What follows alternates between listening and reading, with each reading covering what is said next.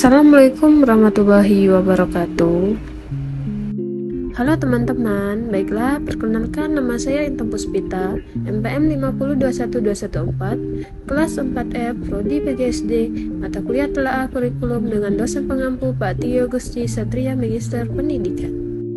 Baik teman-teman, di sini saya akan menjelaskan materi tentang memahami elemen kurikulum 2013, kurikulum darurat, dan kurikulum merdeka. Elemen kurikulum terdiri atas 3 bahan pokok, yaitu standar kompetisi lulusan, standar isi, dan standar proses. A. Elemen kurikulum 2013.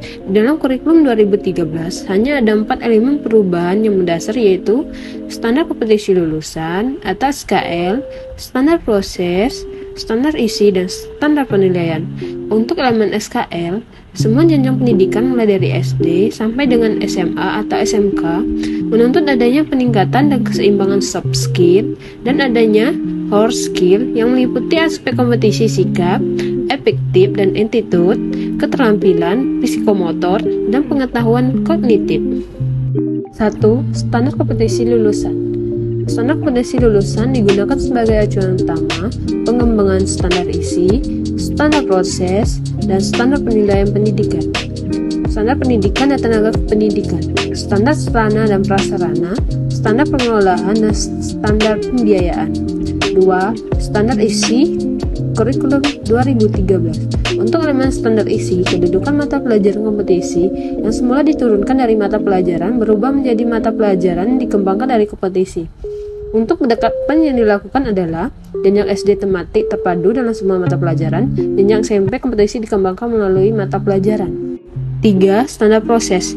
Untuk elemen standar proses, bahwa semua siswa mulai SD sampai dengan SMK atau SMA harus memiliki kemampuan untuk mengamati, menanya, mengelola, dan menyajikan, menyimpulkan, bahkan sampai mencipta. Belajar tidak hanya terjadi di dalam kelas, tapi juga boleh di luar kelas seperti perpustakaan, bengkel sekolah, industri, atau instansi terkait, dan bahkan masyarakat di sekitar. Buku bukan salah satunya sumber belajar, tapi juga dapat diperoleh dari buku, media, TV, radio, internet. Dan sikap, attitude, tidak diajarkan secara verbal, tapi siswa akan lebih banyak melihat dari apa yang dicontohkan oleh guru dan dengan memberi suri tauladan yang baik. B. Elemen kurikulum darurat. Kurikulum darurat melakukan penyederhanaan kompetisi dasar yang mengacu pada kurikulum 2013. Dalam kurikulum darurat, kompetisi dasar dikurangi secara dramatis untuk setiap mata pelajaran dengan kompetisi yang esensial. Materi dipelajari disesuaikan dengan kebutuhan, bersifat fleksibel dan tidak wajib diterapkan. Sekolah yang terdapat di wilayah dengan kondisi khusus diberi kebebasan dalam memilih kurikulum untuk diimplementasikan dalam pembelajaran di sekolah. Kegiatan pembelajaran dilakukan secara daring atau online dengan PJJ atau pelajaran jarak jauh. C. Elemen kurikulum merdeka. Meluncurkan kurikulum merdeka untuk pemulihan pembelajaran. Kurikulum merdeka berbeda dengan kurikulum sebelumnya karena lebih sederhana dan mendalami, memberikan kemerdekaan bagi satuan pendidikan dalam mengembangkan serta menghadirkan sistem pembelajaran yang lebih relevan dan integratif. Transportasi kurikulum ini membawa berbagai perubahan bagi kurikulum pendidikan di Indonesia ke depannya. Setidaknya ada 4 arah perubahan kurikulum di Indonesia. 1. Struktur kurikulum lebih fleksibel. 2. Fokus pada materi esensial. 3. Penggunaan beragam perangkat ajar. 4. Pemanfaatan teknologi digital. Terdapat 3 elemen dalam penyusunan kurikulum merdeka. 1.